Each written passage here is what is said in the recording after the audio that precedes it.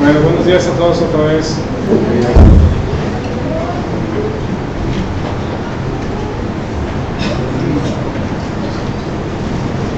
Seguimos en Filipenses, estamos en el capítulo 4. Les pido que lo abran, por favor, su Biblia en Filipenses 4.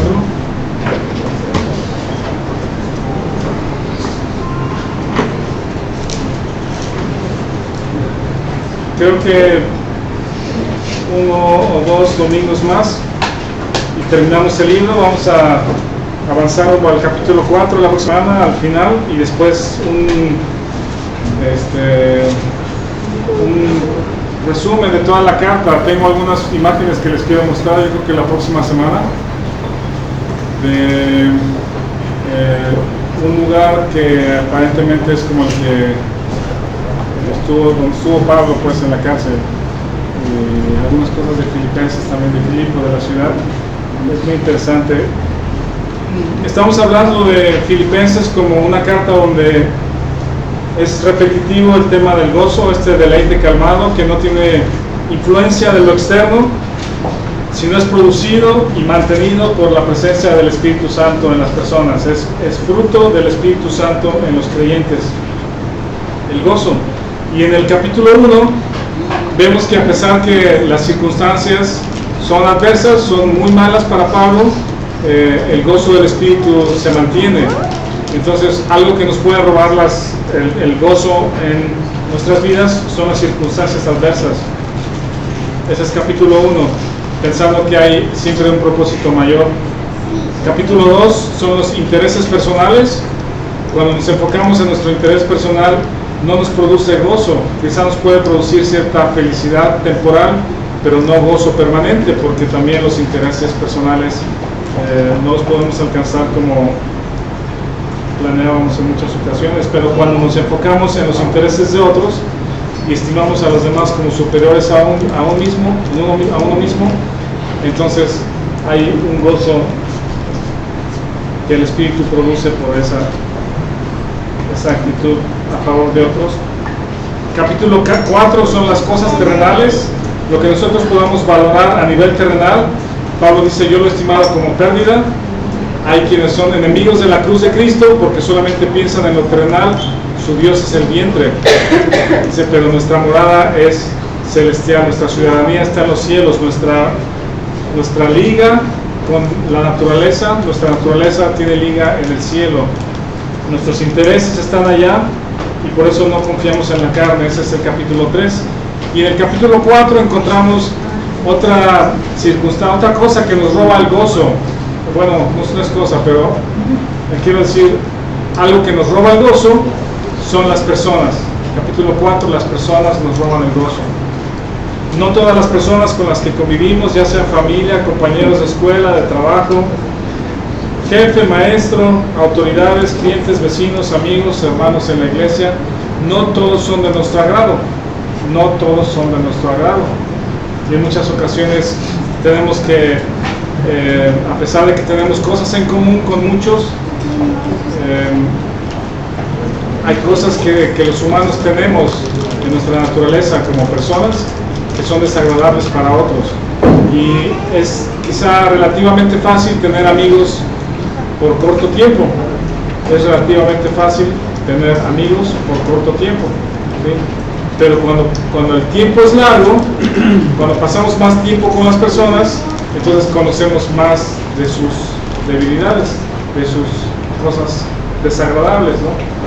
Y entonces por eso los matrimonios no duran, por eso las personas se salen de los trabajos, por eso las personas no contactan a su familia, por eso rompemos ligas con las personas, porque no soportamos el tener cerca personas desagradables por mucho tiempo. Y Dios permite que por la misma presencia del Espíritu podamos tener amistades largas,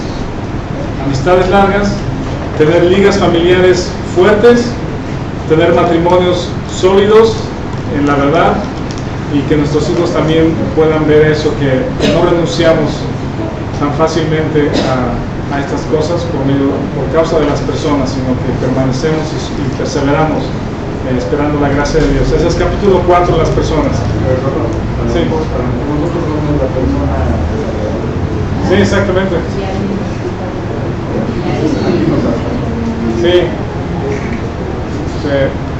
Alguien decía una vez, una broma, decía, levanten la mano los que tengan algún pariente, ¿cómo se llama? Que siempre es como un pariente tonto o loco, pues, que está siempre fuera de, pues varios levantan y dicen, entonces los que no levantaron la mano, entonces tú eres el pariente loco.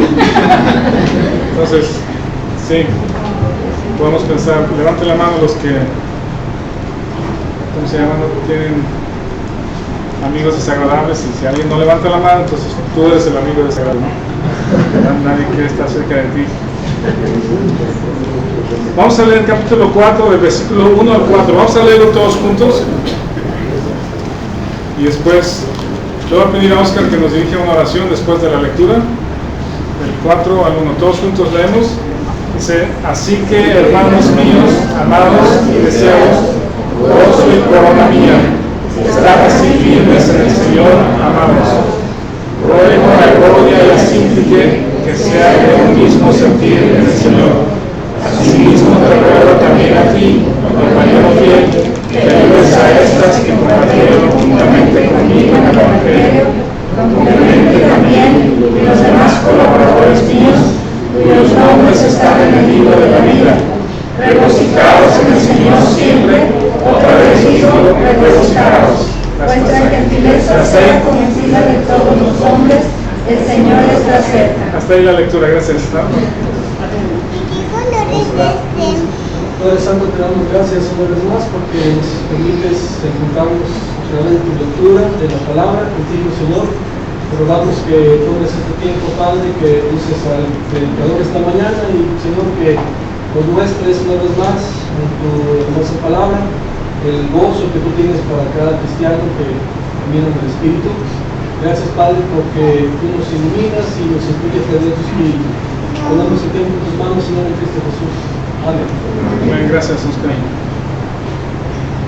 Pablo trae un asunto personal de dos hermanas que tenían alguna diferencia, no sabemos exactamente qué era, pero lo trae a una carta en medio de la iglesia. Es un asunto privado que se abre a la iglesia en esta carta.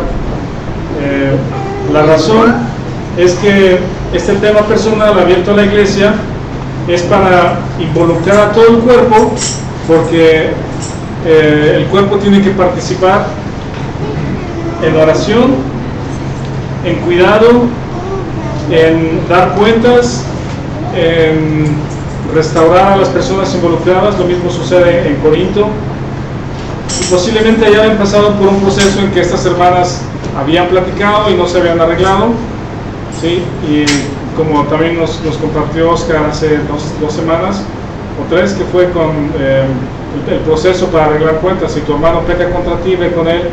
Si te escucha, has ganado un hermano. Si no te escucha, entonces trae a dos o tres para que en boca de todos conste toda palabra, en boca de los testigos, en oído de los testigos. Y después, si no escucha a los testigos, si no escucha esa situación, si no le es suficientemente penoso o no desea arrepentirse o reconciliar o arreglar las cuentas, entonces dice, dilo a la iglesia. Entonces posiblemente este punto de escribir el tema de Evodia y Síntique en medio de la iglesia es porque ya habían llegado a ese punto. Toda situación de pleito o de envidias o de murmuraciones o de amarguras en medio de la iglesia entre dos personas daña todo el cuerpo, porque la iglesia se divide, la iglesia toma partidos. Si el asunto empieza a saberse más y más a una familia, a la familia que es más cercana a mí, entonces las que me escuchan y yo les platico mi versión, entonces va a tener un panorama a mi favor del asunto. Entonces el asunto puede crecer y las iglesias se pueden dividir por causa de dos personas que no están en el mismo sentir. Pablo dice que estas dos hermanas combatieron junto con él en el Evangelio. Vean que estas dos hermanas son mujeres que están en el ministerio y que habían luchado juntas por una causa mayor. La causa mayor era la predicación del Evangelio, y habían podido estar juntas por una causa mayor. ¿Se acuerdan que cuando estudiamos el libro de Hechos mencionamos que en los evangelios a Juan y a Pedro no los vemos como amigos. Aunque eran discípulos del Señor, no vemos ninguna interacción como amigos, pues al contrario, parece que eran de competidores por el tema de su profesión o de su, ¿cómo se dice? No profesión, sino la pesca, pues, su oficio. Y luego lo que sí tenemos, y hago memoria de lo que hemos estudiado, es de que cuando la mamá de Juan y Santiago vienen ante Jesús y le dice: oye, te pido, Señor, que cuando estés en tu reino, mis hijos estén uno a tu lado, uno a cada lado. El Señor dice: no es mío darlo, solo el Padre. Y dice el texto que entonces los 10, o los otros discípulos, se enojaron contra los dos, contra Juan y Jacobo, que eran hermanos. Y el líder indiscutible de los 10 era Pedro. Entonces, si algo podemos saber es de que Pedro, por lo menos esta ocasión, y no sabemos si otras, estaba enojado con Juan y Jacobo. ¿Sí? No eran amigos, creo que no eran amigos, muy amigos. Iban juntos, pero no vemos interacción entre los dos. Víctor encontró otra vez una interacción entre los dos antes de la crucifixión, pero no fueron palabras. ¿Alguien la recuerda? Cuando están en la última cena en Juan 13, dice: uno de ustedes me va a entregar. Y entonces dice el texto: entonces Pedro hizo seña a Juan para que le preguntara quién era. Esa es la única interacción que vemos, alguna comunicación entre los dos. Pedro le hizo una seña, ¿no? Entonces, ¿qué le había dicho? Así como: pregúntale quién es. Entonces, no sé si un codazo, pero dice, le hizo seña, creo que dice el texto. Entonces Juan entendió y el Señor se dio quién es. Y luego la otra es cuando están los dos corriendo a la tumba con el Señor resucitado, ¿no? Y que, aunque lo escribió Juan años después, ya en su vejez, pero señala tres cosas. Dice: este que corre era el discípulo amado, era el más rápido y era el más joven.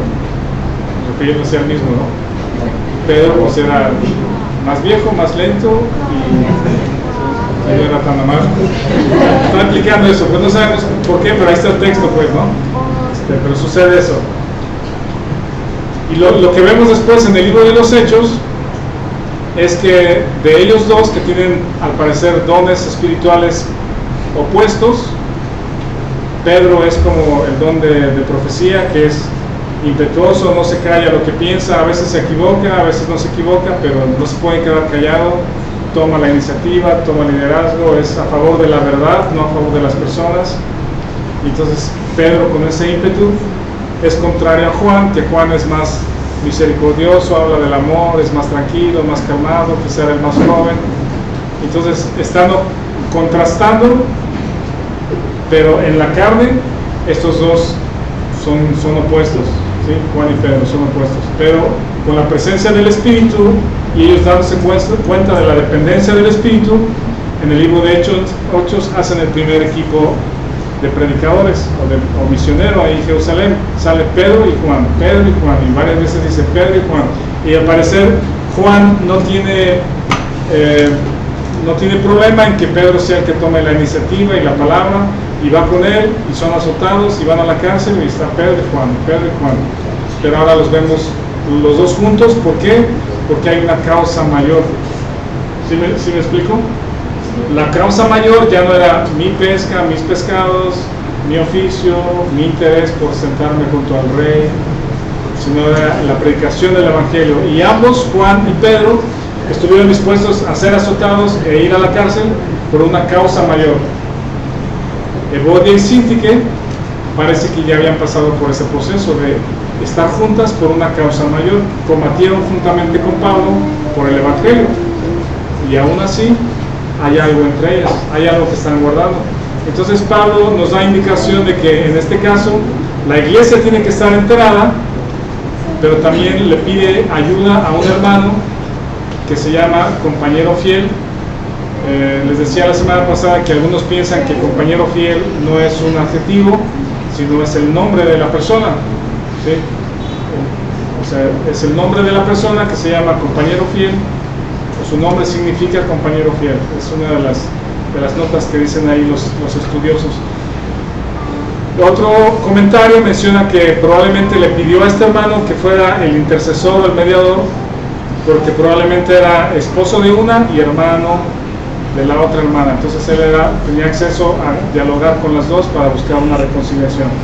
Entonces, las personas, recuerden que tú y yo somos personas en transformación. Somos personas en transformación. Esta semana visitamos una expo de empaque, una muy famosa, cada año es una aquí y otra en México, pero hay maquinaria de empaque, y ves, uno de los expositores tiene un espacio bien grande, incluso trajeron una maquinaria ahí, una banda de proceso, pues, en los procesos de las fábricas industriales de diferentes cosas, de champús o de alimentos o lo que sea, hay bandas de proceso, ¿no? Que va a la banda y aquí hace una cosa y luego aquí hace otra cosa y aquí se le pone otra cosa y aquí se le cierra y aquí se etiqueta y ya sale y se empaca, ¿no? Hay una línea de proceso. Bueno, tú y yo todavía estamos en la línea de proceso en nuestra condición, en nuestra posición somos terminados. Dios nos ve como justos, perfectos, completos, ¿sí? Pero aún en nuestra condición todo eso está por desarrollarse. La posición en Cristo está por desarrollarse conforme conocemos a Dios y descansamos en Él. Somos personas en transformación. Y tú y yo, cada persona, vean esto, tú y yo tenemos nuestras propias inseguridades, nuestros propios temores. Traemos desde chicos, desde que nacemos, se nos va formando nuestra personalidad, nuestro carácter, pero también se nos agregan temores, inseguridades. Tenemos en nuestra naturaleza reacciones como mecanismo de defensa ante otras personas, reaccionamos. Tenemos una cultura propia, familiar, ¿sí? Que nos hace decir o actuar de cierta manera porque así lo aprendimos de nuestros padres, de nuestra familia. Tenemos una cultura familiar. Además tienes tu propia personalidad. Dios te dio tu propia personalidad. Puede ser muy impetuoso, puede ser muy tranquilo, puede ser muy creativo, puede ser un poco desordenado, pero creativo en muchas cosas. Tienes tu propia personalidad. Los psicólogos dividen la personalidad en cuatro áreas, ¿no? A ver, Arcelia, recuérdanos. Flemáticos, sanguíneos, coléricos y melancólicos. ¿Sí? ¿Quién sabe qué fue el psicólogo que usó esta? No me acuerdo. Pero aunque es como una observación desde el punto de vista humano, ¿sí? Y clasifican a las personas en cuatro, le llaman temperamentos, exactamente. Hay un libro cristiano que así se llama, Los Temperamentos. Ahí está. Entonces, ahí no sé, hay que tener cuidado mucho la mezcla de la psicología humana con textos bíblicos, no son compatibles, ¿no? Bueno, déjenme abrir un paréntesis aquí. La psicología humana te puede decir cuáles son los síntomas, te puede decir cuáles son los problemas del ser humano, pero en ninguno de sus métodos o ninguna de sus soluciones o intentos de solución puede realmente transformar el alma de las personas. No puede, es incapaz la psicología humana de arreglar los problemas de las personas. Entonces por eso es incompatible con la palabra de Dios. Pero bueno, están estos cuatro temperamentos, que es el sanguíneo. Si no me recuerdo, este no era el tema, pero es interesante ahorita que lo recordamos, pero es lo describen como una persona que, si estamos en una reunión, llega al cuarto y ilumina la fiesta, pues es el alma de la fiesta. Todos están riendo, está platicando y todo el centro de atención es en esa persona, ¿no? Ese es el sanguíneo. Muy alegre, platica, eso es lo externo. Luego el melancólico es más bien el que está con su guitarra cantando, componiendo canciones y está recordando el pasado. Es más bien como tristón, como no necesariamente triste, pero calmado, tristón, melancólico, esa es la idea, ¿no? Y luego el otro es flemático, que es muy estricto, puntual. Alguien lo ilustra como una personalidad como tipo inglés, ¿sí? Que a las 5 toma su té, que es súper puntual, que siempre llega a la misma hora, que tiene la misma rutina, que es muy sistemático, ¿no? Es flemático. ¿Y el otro qué era? Colérico. ¿Qué va a ser colérico? No significa que sea enojón, ¿eh? Es un poco más emocional, más impulsivo, más... Muy impulsivo, muy pasivo. También es muy líder. ¿Muy qué? Muy líder y muy inteligente. Líder e inteligente. ¿Sí? Entonces la psicología describe, pero vean lo que está describiendo. Está describiendo personalidad que Dios te ha dado. ¿Sí? Es la forma en que la psicología ve las cosas, pero la realidad es de que sí es algo que Dios ha puesto en las personas.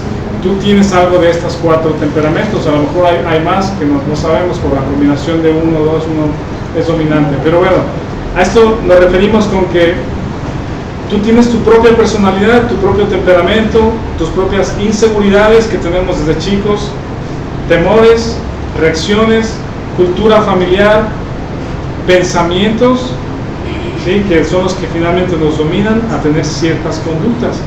¿Sí? Nuestros pensamientos o argumentos, la forma en que nosotros determinamos ver la vida, es lo que finalmente determina nuestra conducta. Ahora imagínate a 2 personas o más con todas estas características en medio de una iglesia.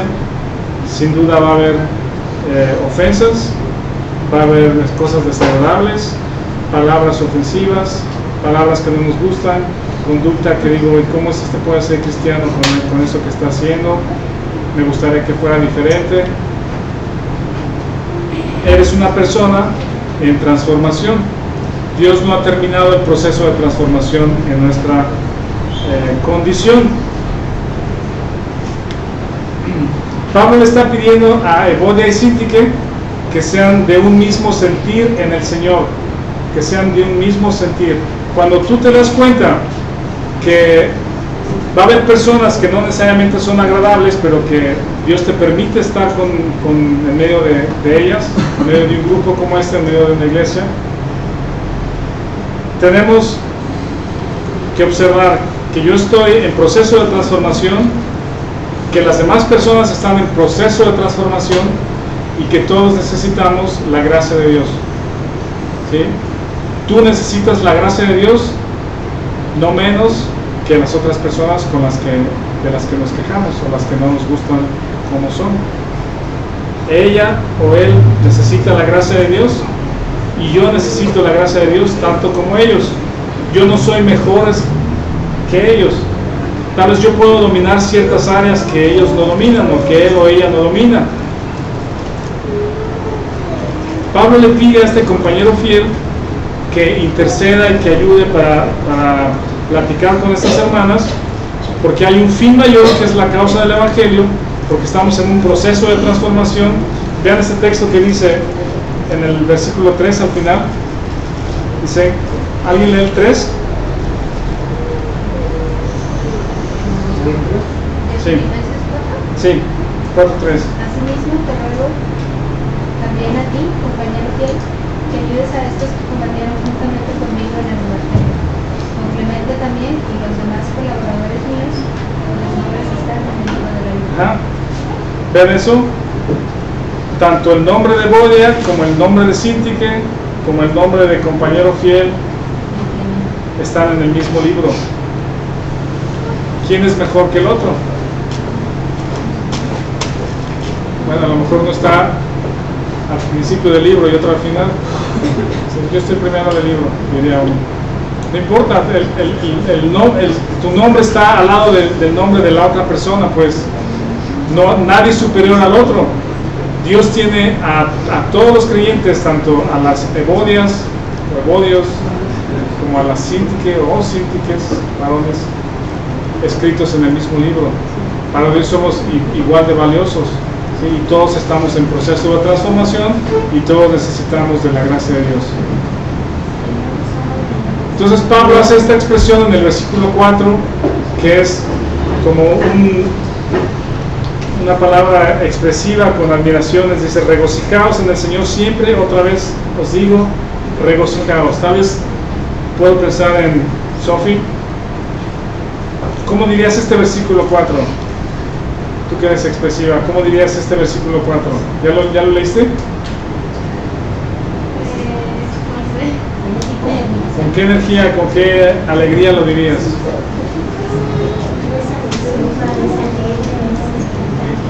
Regocijaos en el Señor. Otra vez digo, regocijaos. Te faltó como rojas, pero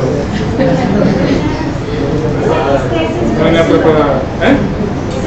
Es expresiva.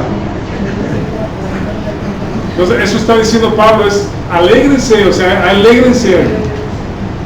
La otra persona que ves que no te cae bien, que no te gusta, que a veces hace cosas que, ay... Pero Rafa, aún así que aquella persona tenga pues su manera de ser ya, de cualquier manera, ni es mejor que los que yo, ni yo soy mejor que mí. No. Todos somos iguales. Todos tenemos estas inseguridades, reacciones, cultura. No somos mejor que las otras personas, quizás no nos gustan. Exacto. Pero muchas veces la persona se sienta que es más, pues eso cambia. Estas situaciones de body syndic nos ponen alerta de que requerimos la gracia de Dios en nuestras vidas. ¿Sí? Si vemos a alguien fallando, a alguien haciendo algo que no nos agrada, por su personalidad, por las cosas que hacen, es un recordatorio que nosotros somos iguales y estamos tan necesitados de la gracia de Dios. Sí. El Señor le da a cada persona su temperamento, su carácter. Digamos que ahorita no es como el extremo perfecto, pues que estuvo en otro momento, en el caso de Adán y Eva. Por causa del pecado, obviamente que ya la personalidad viene ya, está reprobada, pues, Sí. por así decirlo. Sin embargo, el Señor sigue trabajando en nosotros, pero no es que el carácter flemático, melancólico, Ninguno es mejor que otro. Mejor que otros. ¿No?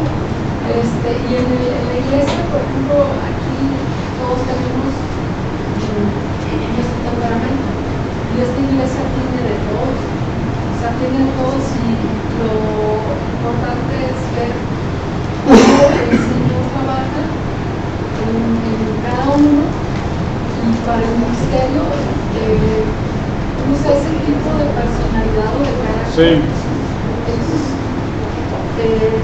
cuando podemos conocer el espíritu y el carácter de la persona y darle gracias a Dios, porque es diferente a mí, y el Señor puede trabajar en esa persona que yo no lo podría por mi carácter, pero que a mí me puede usar de otra manera. Sí, controlados, dominados por el Espíritu Santo, es como Dios hace obras importantes en medio de las iglesias, de las personas, de las familias.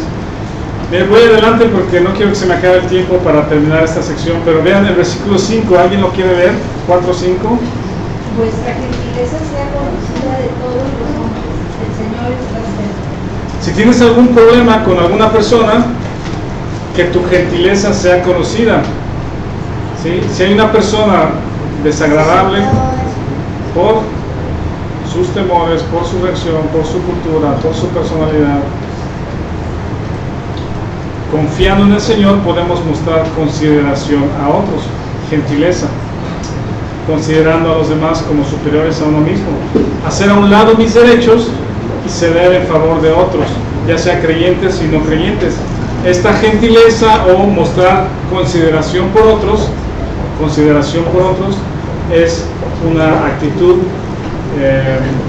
como la del Señor Jesucristo, mostrando gracia por los necesitados, y es una muestra del mensaje del Evangelio. La consideración o la gentileza muestra el poder del Evangelio y su mensaje del Evangelio y su poder transformador. Tengo varios versículos, pero voy a leer solamente 2. de Efesios 4. Vamos a leer, alguien lea el versículo 4.2 y alguien más el 4.32.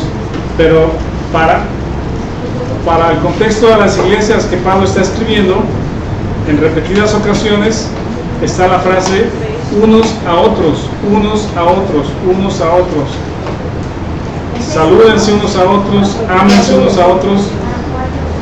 Sí, sí. La palabra gentileza ahí en otras versiones que es la misma palabra que bondad. ¿Bondad? Es un traducción. Ok. Podemos mostrar gentileza o bondad para las personas que no nos agradan tanto. Es una muestra de humildad y del sentir de Cristo hacia otras personas, tener que es fruto del Espíritu. ¿Alguien lee 4.2 de Efesios? Con toda humildad y mansedumbre, soportando con paciencia los unos a los otros en amor. Ajá. Soportándonos con paciencia los unos a los otros en amor. ¿Sí? Y esto es algo que siempre va a suceder y tenemos la oportunidad de pedir la gracia de Dios para que el Espíritu en nosotros pueda soportar a otros hermanos en amor. Sí, ya sé.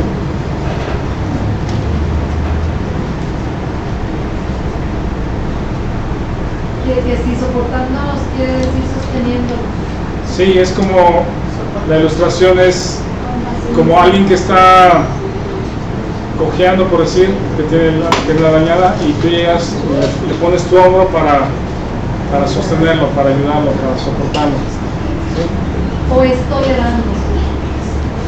No es tolerando, Aguantando.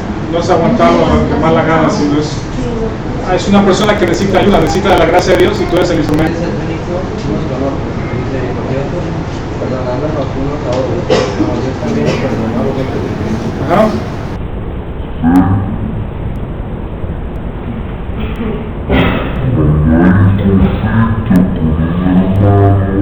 Una hermana, qué buena oportunidad para mostrar la gracia de Dios en ti para el otro. Ser benignos, misericordioso, perdonando, y como si fuera poco, dice, como también Dios les perdonó a ustedes en Cristo. Ahora vamos al versículo 6 de Filipenses. Aquí hay dos cosas muy interesantes. Del 6. Lo vimos un poco la semana pasada, pero no lo ligamos el 6 y el 7 con el 8 y el 9. ¿Alguien lea 6 y 7, por favor? Por nada estéis afanosos, sino sean conocidas vuestras peticiones delante de Dios en toda oración y luego con acción de gracias. Y la paz de Dios, que sobrepasa todo entendimiento, guardará vuestros corazones y nuestros pensamientos en Cristo Jesús. Gracias, Rosy. Hay personas que nos van a llevar al grado de estar ansiosos, tener ansiedad o tener afán, tener alteración en nuestra alma, estar alterados, nos alteran las personas. Habíamos visto que hay algunos síntomas de estar alterado o de estar ansioso, que es sudoración, palpitaciones, estar inquieto, ¿sí? Pero esa es la oportunidad, cuando estamos ansiosos, de ir en oración al Dios que nos puede dar paz. Dice, sean conocidas o sean notorias tus peticiones delante de Dios. Y en el versículo 7 dice, y la paz de Dios, que sobrepasa todo entendimiento, guardará vuestros corazones y vuestros pensamientos en Cristo Jesús. Vean esto. Habíamos dicho en Corintios que Dios permite las tribulaciones para poder ser librados de las tribulaciones y ser consolado, y después poder consolar a otros, ¿sí? Y finalmente es conocer al Dios de toda consolación. Vean la secuencia. Dios permite tribulaciones en nuestras vidas para llegar a conocer al Dios de toda consolación. ¿Sí? ¿Sí me explico? tribulaciones para llegar a conocerlo a Él. Y en ese proceso de llegar a conocerlo es tener tribulación, tener rescate de la tribulación, ser consolados, consolar a otros, y entonces conoces al Dios de toda consolación. Y aquí es lo mismo, pero aquí conoces otra característica de Dios, otro atributo de Dios, que es la paz de Dios. Te lleva a conocer al Dios de paz. La paz de Dios, que es el don, es lo que Dios da, pero el fin no es el don, el fin no es la paz en sí misma, sino el fin es el Dios de paz. ¿Se me explicó? Vamos a hilar toda la cadena, que es: Dios permite conflictos con personas, ¿sí? Dios permite conflictos con personas. Alguien que no nos agrada, que nos daña, que tenemos conflicto, que no nos gusta. Bueno, Dios nos llama a la reconciliación, a ser gentiles, a recibir la gracia de Dios y dar la gracia de Dios a otras personas. Si nos altera, si estamos afanosos, nos lleva a oración, pedir en oración, y entonces recibimos la paz de Dios. Dios quita toda ansiedad de nuestra mente. Dice, la paz de Dios guarda, y el sentido es como un soldado romano que está a la puerta, no permitiendo entrar a nadie más, ¿sí? Ya sea de un castillo, del rey o de la cárcel, no sé. Está un guardia para que no haya daño adentro, ¿no? Entonces dice, Él guardará vuestros pensamientos y vuestros corazones en Cristo Jesús. Cuando tú llevas en oración tus peticiones al Señor, recibes la paz de Dios. La paz de Dios guarda tus pensamientos y tus corazones, que son los sentimientos. Los sentimientos de amargura, de enojo, de cómo me voy a vengar, qué voy a hacer, cómo voy a evitar a esa persona. Eso nos quita la paz, nos inquieta. ¿Cómo vamos a enfrentar otra vez a esa persona? ¿Sí? ¿Qué va a pasar con esa persona? Hay ocasiones donde nuestra vida gira en torno a las personas que nos desagradan, porque tratamos de evitarlas, que no estar cuando ella esté. ¿Sí? Nuestra vida gira pensando en eso: ¿qué voy a hacer? ¿Qué no voy a hacer? ¿Cómo lo voy a evitar? ¿Cómo me voy a vengar? Y vives en completa afán y ansiedad. Pero cuando estás delante de Dios en oración con estas peticiones, dice, la paz de Dios guarda tus pensamientos y guarda tu corazón, que son tus sentimientos. Y Él, en lugar de la amargura, la transforma en gozo, y la paz de Dios nos guarda. Pero el fin no es la paz de Dios. ¿Sí me explico? El fin no es la paz de Dios. Hay algo más. Vean el versículo 8 y 9. Y vamos al final. ¿Alguien lo lee, 8 y 9, por favor? Por lo demás, hermanos, todo lo que es verdadero, todo lo honesto, todo lo justo, todo lo puro, todo lo amable, todo lo que es de buen nombre, y si hay virtud alguna, si algo digno de alabanza, en esto pensad. Lo que aprendisteis y recibisteis y oísteis y visteis en mí, esto haced, y el Dios de paz estará con vosotros. Ven que cuando oras en medio de la aflicción o de la ansiedad, dice, la paz de Dios guarda tu corazón. Pero hay más allá, que es el mismo Dios de paz está contigo. A veces estamos demasiado ocupados con la gracia de Dios. Hay muchos cantos que hablan de la gracia de Dios, y está bien. Hemos recibido muchas cosas de parte de Dios, la gracia de Dios, pero el fin no es la gracia de Dios. El fin es el Dios de paz. El fin no es la consolación, el fin es el Dios de consolación. Ahorita vamos a ver un poquito más de eso. Cuando Dios guarda nuestros pensamientos, vean entonces de qué está llena nuestra mente. El versículo 8 describe, tiene 8 cosas que dominan nuestro pensamiento. Número 1 es lo verdadero, lo que es verdad. Tu mente descansa en lo que es verdad, no en suposiciones, no en murmuraciones, no en chisme, sino en lo que es verdad. ¿Sí? Tu mente descansa en lo que es verdad, porque tú descansas, una verdad no oculta. todo lo honesto. Puedes pensar de las personas lo que es honorable, lo que es venerable, lo que son lo que Dios ha hecho en las personas, ¿sí? Los buenos atributos que ves en las personas, las bendiciones que Dios te ha dado a través de esas personas. Lo que es justo, tenemos que ser equitativos en carácter o en hecho, ¿sí? Alguien dice que honor a quien honor merece, en el sentido de que podemos alabar, aquí también viene a elogiar más adelante, pero podemos reconocer las buenas características y los logros o las cosas que otros han hecho bien, lo que es justo, dar a las personas lo que es equitativo, lo que es limpio, puro, modesto, lo que es amable, lo que es de buen hombre, buena reputación, lo que es, como dice, virtud alguna, lo que sea excelente, lo que tiene alto valor de las personas, si algo digno de alabanza, lo que es elogiable o lo que es recomendable, lo que podemos recomendar de otros, podemos hablar bien de otros, pensar bien de otras personas por lo que hemos visto en ellos. Dice, en esto pensar.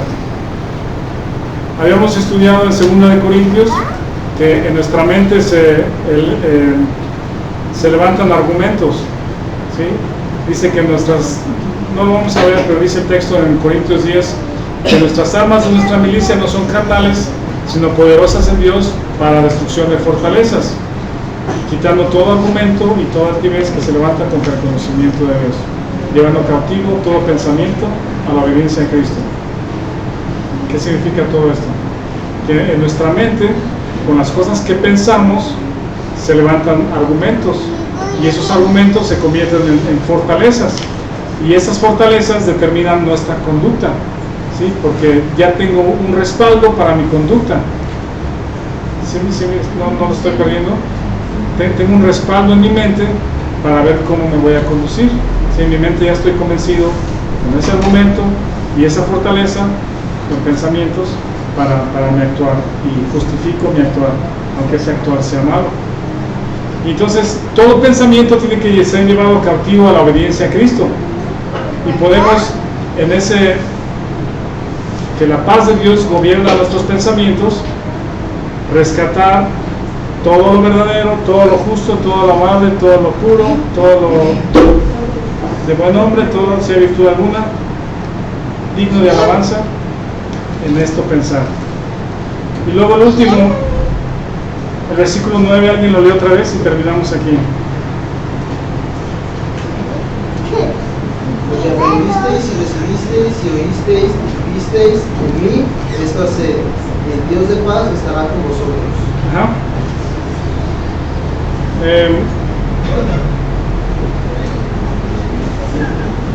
Todos necesitamos modelos. Todos necesitamos modelos a seguir. ¿Sí? El versículo 9 es esto pensad. Versículo 10 es, perdón, versículo 8 es esto pensad. Y versículo 9 es esto haced. Si lo ven, lo pueden subrayar en su Biblia. Estas 8 características del pensamiento. Termina versículo 8, esto piensa. Y luego versículo 9 es esto haz, esto hacer. Y en muchas ocasiones, como sucede con Evodia y Sintique, necesitan a un tercero que les guíe en el camino de la reconciliación. A lo mejor estas hermanas no saben ni cómo hablar, ni cómo pedirse perdón, ni cómo dialogar, ni cómo reconocer sus errores, porque nunca lo han visto, pues, cómo se hace. Entonces hay que entrar un tercero para guiarlos en ese proceso de reconciliación. Aquí quiero señalar que Pablo no tuvo hijos en la carne, pero tuvo muchas personas que lo siguieron y que siguieron su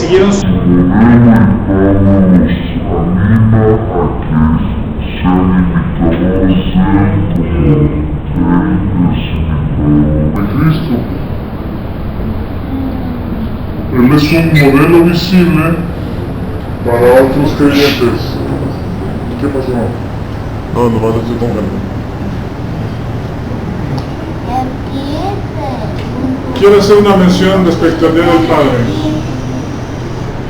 Dice el texto, lo que aprendiste, recibiste, oíste y viste en mí, esto haz, esto hacer. El Señor guarda tus pensamientos. El Señor guarda tus pensamientos. Y aquí está lo que hay que pensar, es el pensamiento guardado por el Señor. Pero en ocasiones, muchas ocasiones, necesitamos modelos, y en este caso de los padres, de las madres, pero haciendo énfasis en el Día del Padre. Dios nos ha puesto como padres para enseñar, para dar, para hablar y para ser vistos. Los hijos observan, los hijos ven y los hijos siguen. Los hijos siguen a los padres. Y si han visto muchos comerciales o anuncios ahora del Día del Padre, dicen que es el primer héroe y que no, es el primer héroe que los hijos admiran, son los papás. Pero vean esto, en algún momento de su vida, nuestros hijos o nuestras hijas, en algún momento de su vida, se van a dar cuenta, cuando estén creciendo, si les mentimos. Ellos se van a dar cuenta si los hemos engañado con lo que hemos visto, lo que hemos mostrado y lo que hemos hablado, o si les hemos enseñado un modelo que es digno de seguir o no. Ellos se van a dar cuenta. Y los hijos podrían tener la más grande decepción de su vida cuando el padre caiga del pedestal en el que lo pusieron de chiquitos. Estas 4 cosas, vean que es un proceso de aprendizaje, es un proceso de aprendizaje. Dice aprender, recibir, oír y ver. El aprender tiene que ver con pasar tiempo con el discípulo o con pasar tiempo con los hijos. Sí, es un proceso de aprendizaje, es pasar tiempo con ellos, es enseñarles a hacer algo que ellos no saben hacer, y eso toma tiempo. Los papás ausentes en la casa difícilmente van a poder enseñar algo a los hijos. Los hijos van a poder aprender muy poco de los padres ausentes porque requiere tiempo, requiere dedicación. Ya sean, alguna vez hablamos de enseñarle a los varones, por ejemplo, el uso de las herramientas, el aprender a manejar, el cambiar una llanta, o las mamás a las hijas a hacer galletas, a cocinar, incluso a leer. Hay un montón de cosas, pero requiere tiempo, y Pablo dedicó tiempo con todos sus discípulos. Es un proceso de aprendizaje, tiempo de conocer, hacer algo nuevo. Y luego recibir, dice, todo lo que aprendiste y recibiste. Cuando alguien aprende bien algo, es algo que ya es tuyo, ya lo aprendiste y es tuyo para toda tu vida. Si alguna vez aprendiste algún oficio, ¿sí? ¿Cuándo aprendió usted el oficio, Marilena, de coser, bordar y todo esto? Tenía como 8 años. ¿Quién le enseñó? Una madrina. ¿Tomó tiempo con usted? Sí, unos años. Toma un tiempo de aprendizaje. Sí. Cuando ese aprendizaje termina, ahora eso ya es de usted, ese oficio, esa habilidad para hacerlo, ya es tuya, ya lo recibiste y es tuya para el resto de tu vida. Pepe, hace algún tiempo,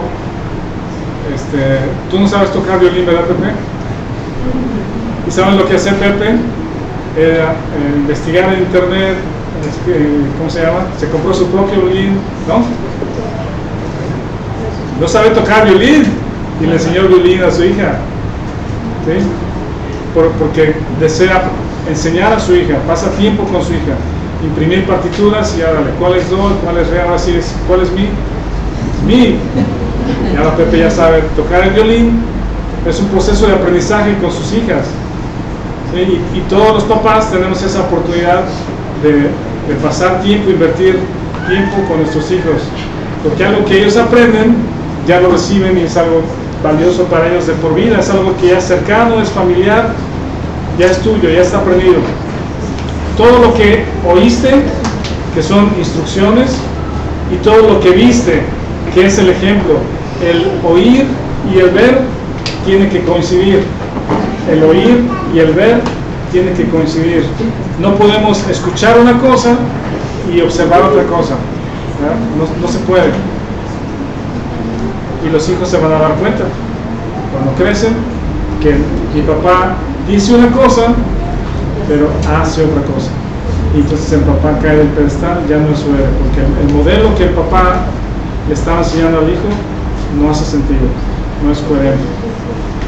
Pero ¿qué diferencia hace cuando podemos decir como papás o como mamás a los hijos: lo que aprendiste, lo que recibiste, lo que viste y lo que viste, esto haz, esto hacer? El Señor Jesucristo le dijo respecto a los fariseos, dice: lo que todos ellos le digan que hagan, háganlo. Lo que ellos digan, háganlo, pero no hagan lo que ellos hacen. No era el modelo digno para seguir. Cuando esto sucede, dice: el Dios de paz está en medio de ustedes. Termino con este versículo de Hechos 2:28. Hechos 2:28. Vamos a leerlo todos juntos. Hechos 2:28.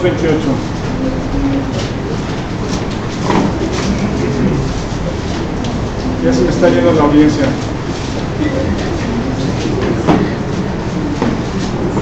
Nada más, estoy por tener algún pendiente que hacer. Hechos 2:28.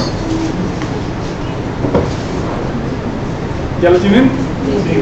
Lo leemos todos juntos. Dice: me hiciste conocer los caminos de la vida, me llenarás de gozo con tu presencia. Esta cita de Pedro en el libro de los Hechos dice: me llenarás de gozo con tu presencia. ¿Sí? No nos quedemos en la paz de Dios gobierna mis corazones. En medio de las situaciones difíciles con las personas, el fin no es la paz de Dios, sino el fin es el Dios de paz. El fin es el Dios de paz. Y ahí en el Dios de paz dice, como este texto: me llenas de gozo con tu presencia. Primero recibimos y conocemos el don, la paz de Dios, en medio de la ansiedad o el afán, en oración. Y luego, más allá, nos extendemos a conocer al Dios de paz, a la persona, y entonces ahí hallamos verdadero gozo. Hagamos una oración, por favor.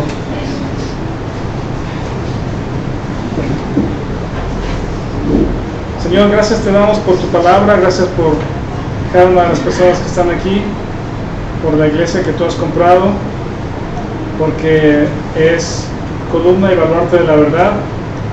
Gracias porque podemos, cada quien en nuestro hogar, con nuestra familia, integrar una familia más grande que es tu cuerpo, y lo que aprendemos como individuos a conocerte y también como familias, también lo expresamos y lo aprendemos como grupo, como familia más grande o como cuerpo aquí en tu iglesia, Señor. Gracias por este capítulo, este libro de Filipenses que estamos estudiando. Danos a conocer lo profundo de tu palabra, pero también lo profundo de tu persona, para poder conocer en plenitud al Dios de paz, y ahí en tu presencia, en tu persona, tener gozo a pesar o en medio de otras personas que nos puedan quitar. Oramos en el nombre de Jesucristo, amén. Muchas gracias.